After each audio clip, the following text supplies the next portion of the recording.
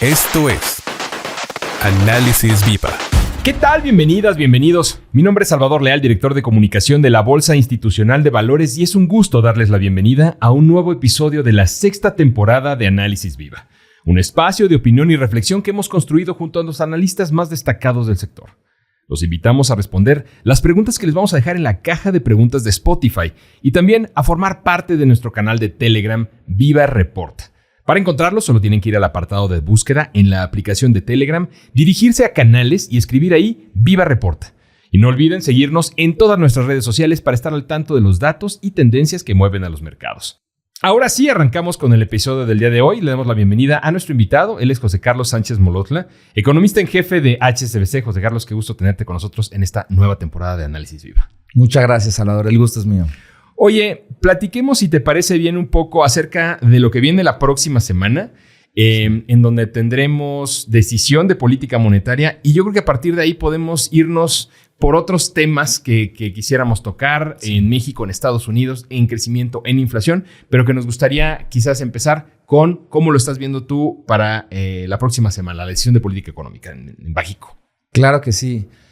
Sí, será una decisión que creo a estas alturas está de alguna forma descontada, ¿no? Creo que es una de las decisiones en los últimos meses en donde hay un consenso bastante fuerte para que haya un recorte de 50 puntos base para llevar la tasa de referencia a 8.5%. Uh-huh.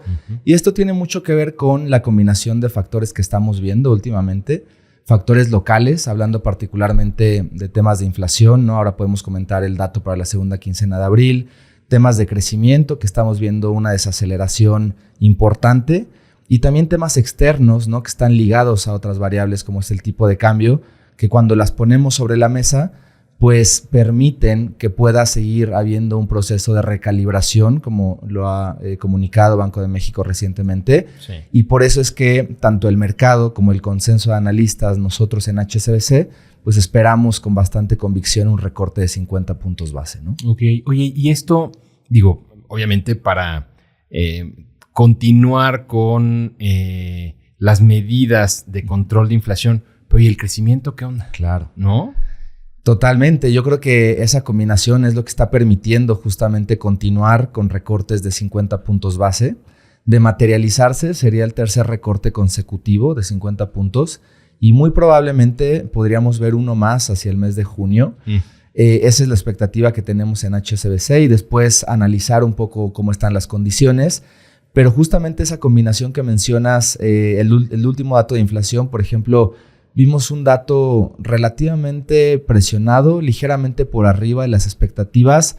Sobre todo llama la atención la variación anual, pero ahí valdría la pena recalcar que la comparación importa, la base de comparación importa, ¿no? Porque en este año tuvimos Semana Santa en abril, el año pasado no fue el caso, entonces tienes ahí una especie de distorsión que esperamos que se corrija hacia el mes de mayo y que sigamos viendo una trayectoria de inflación consistentemente por debajo de 4% y muy probablemente hacia el mes de julio rondando los 3%, ligeramente por debajo de 3%, nuevamente por un efecto base.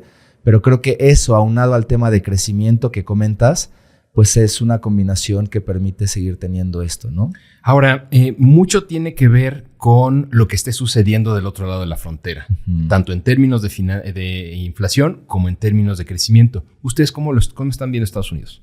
Coincido. Mira, yo creo que ahorita los datos de la economía de Estados Unidos han salido más o menos resilientes. Difícil la lectura del PIB en Estados Unidos, porque vemos una contracción en términos trimestrales, pero es una contracción que se da por un crecimiento muy fuerte, diría hasta cierto punto atípico, en las importaciones, previniendo un posible impacto arancelario. Y eso, como tú sabes, en las cuentas, la contabilización del PIB, resta, ¿no? Entonces, vemos esa dinámica, pero cuando ves otros componentes de la economía, perdiendo un poquito de ímpetu, pero todavía mostrando cierta resiliencia.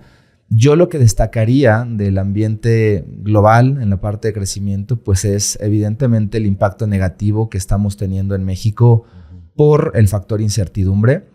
En México, digamos que se esquivó la recesión técnica, ¿no? Al no haber visto un segundo trimestre negativo consecutivo, Pero yo creo que más allá de si fue recesión técnica o no, yo creo que vale la pena destacar el desglose de cómo está cada componente. El 0.2% de crecimiento en términos trimestrales que vemos, en gran medida es impulsado por un crecimiento muy fuerte del sector primario, buena noticia, pero a final de cuentas, pues no es común ver un crecimiento de más de 8% trimestral. Cuando ves sectores que están más ligados a la actividad económica en Estados Unidos, por ejemplo, actividad industrial, el caso de manufacturas, algunos indicadores adelantados como son los PMIs, ¿no? Que son encuestas que se hacen a las empresas, sí. Pues venimos viendo, digamos que respuestas señalizando un poco zona de contracción. Entonces, en la medida que eso se mantenga, pues yo creo que vamos a ver un sector industrial relativamente afectado, relativamente golpeado, y esto pues de alguna forma neutralizando el buen desempeño de actividades primarias y la cierta resiliencia que seguimos viendo en algunos servicios, ¿no?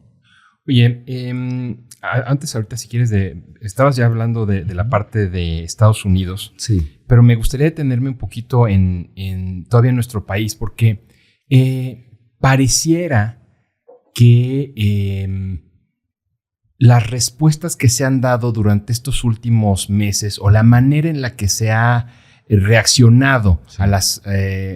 Pues todas las acciones que se han dado por parte del gobierno de Estados Unidos, por lo menos no han generado un problema adicional en México, claro. ¿No?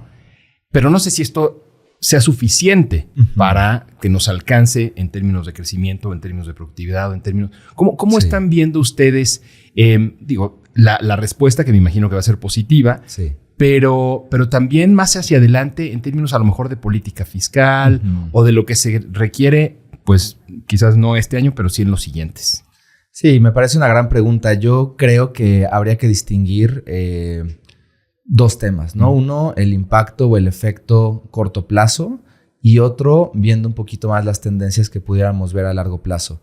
En HSBC seguimos constructivos, ¿no? Sobre la narrativa, por ejemplo, de la relocalización de cadenas de producción. Bien. Si se da esta regionalización en temas comerciales, en temas de producción, como creemos que se va a seguir dando, creo que eso eventualmente va a seguir, pues digamos que dando fuerza a que más empresas se establezcan, etcétera.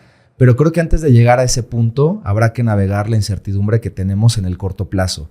Yo creo que ahí es donde se están capturando mejor pues esta dinámica tan compleja. Por eso en HSBC esperamos un crecimiento de 0.2% para este año, bastante en línea con lo que el consenso está previendo últimamente.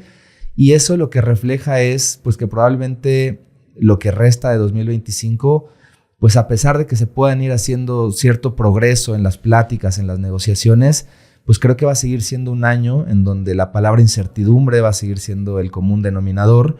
Y evidentemente, si vemos un menor crecimiento en el corto plazo, pues esto podría traer eventualmente también riesgos negativos para la parte fiscal que comentabas, ¿no? Claro. Particularmente, pues porque como bien sabemos, la parte de los ingresos fiscales están ligados de alguna forma al crecimiento de la economía. Y si tienes un crecimiento por debajo de lo que estabas pensando que ibas a crecer cuando se hizo el presupuesto, pues eso podría, por ejemplo, traer sorpresas negativas en la parte. No es algo que estemos viendo, los números de recaudación hasta el momento siguen siendo sólidos, pero es un riesgo que está a lo largo del año y pues esto evidentemente puede traer pues un factor de que a lo mejor no se cumpla el déficit que se había propuesto originalmente, que se tenga que hacer alguna corrección en la propuesta del presupuesto que se entregue ahora en septiembre, sí, para el siguiente año, etcétera, ¿no? Entonces, mucho está ligado al tema de la actividad económica y por eso distinguimos entre este efecto de corto plazo, 2025, principios del 26, y las tendencias que creemos que siguen siendo válidas en un periodo más lejano, ¿no? Oye, ahora sí para cerrar, o bueno, para ir cerrando, sí. La Fed también está tomando decisiones importantes. Ellos además pues tienen este objetivo doble versus el monoobjetivo que tenemos aquí en México. Sí. Pero ¿cómo están viendo ustedes esta parte? ¿Cómo están asimilando como Banco Central todo lo que a su alrededor está sucediendo y la enorme cantidad de movimientos y modificaciones que se están dando? Claro. Sí, es un tema muy interesante porque lo que hemos estado viendo últimamente, recientemente tuvimos decisión por parte de la Fed. Fue una decisión bastante en línea con lo que el mercado estaba previendo, es decir, no hubo ningún movimiento, un discurso pues bastante moderado, ¿no? Señalizando todavía los riesgos que pudiera haber por el tema arancelario, en inflación.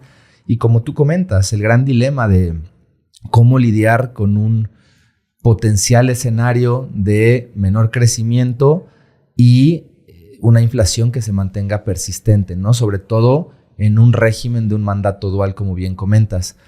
El mercado sigue creyendo que eventualmente se va a priorizar el tema de crecimiento, por eso es que se siguen previendo que haya recortes en la tasa de Estados Unidos, y si eso se llegara a dar este año, si llegáramos a ver 2 o 3 recortes este año, pues probablemente eso eventualmente podría abrir un poco de espacio para que México siguiera cortando la tasa de referencia.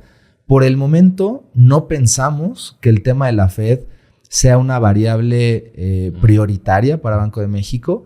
Creo que eso lo refleja también algunos instrumentos de mercado. Por ejemplo, hoy en día la curva tiene descontado, ¿no? La curva de tasas tiene descontado, pues que a lo mejor Banco de México pueda recortar 50 puntos base en mayo, 50 puntos base en junio, 25 puntos base en agosto y un poquito más hacia finales de año.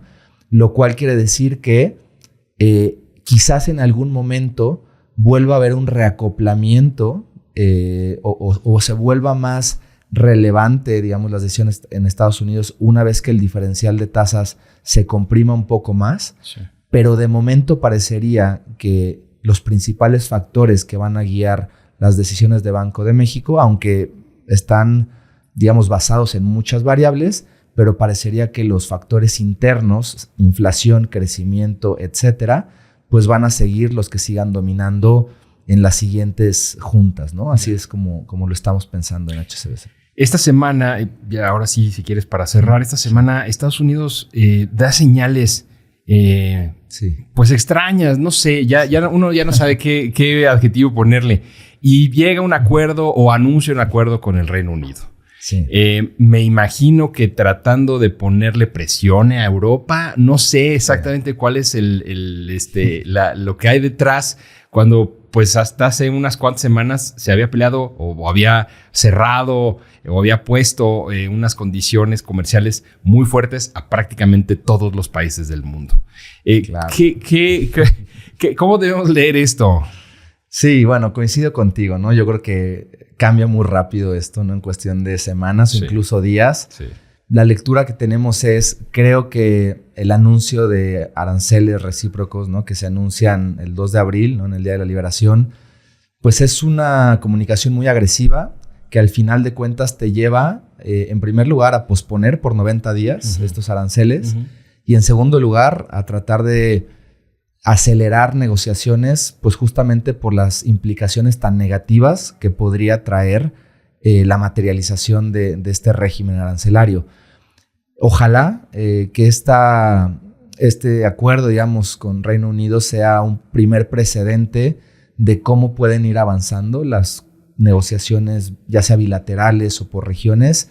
Pensaría que puede ser el caso, pensaría que aunque la incertidumbre va a estar hacia adelante, podría ir reduciéndose y ojalá que este primer caso, ¿no? Con Reino Unido pues sea, digamos, que el parteaguas para poder seguir viendo lo mismo con otros países y con otras regiones, de tal manera que pueda haber un panorama un poco más cierto dentro de lo incierto, ¿no? Entonces, sí, esperemos. A ver, habrá que esperar y te agradecemos mucho que nos hayas acompañado, que nos hayas dado esta parte de análisis y ya estaremos platicando más adelante a ver cómo se definen pues todas estas variables. Claro que sí, Salvador. Como siempre, un gusto estar con ustedes. Él fue José Carlos Sánchez Molotla, economista en jefe de HSBC. Si les gustó este episodio, los invitamos a dar un like, a dejar una reseña y compartirlo con sus contactos y amigos. Su apoyo nos ayuda a seguir creciendo y acercarles el mejor análisis económico y financiero. La producción de este podcast estuvo a cargo de Rogelio Unzueta, con el apoyo de nuestros ingenieros en audio y video Héctor García y Omar Vieira. Yo soy Salvador Leal y esto fue Análisis Viva. Nos escuchamos en el siguiente episodio. La Bolsa Institucional de Valores presentó Análisis Viva. Suscríbete a nuestro podcast y síguenos en todas nuestras redes sociales.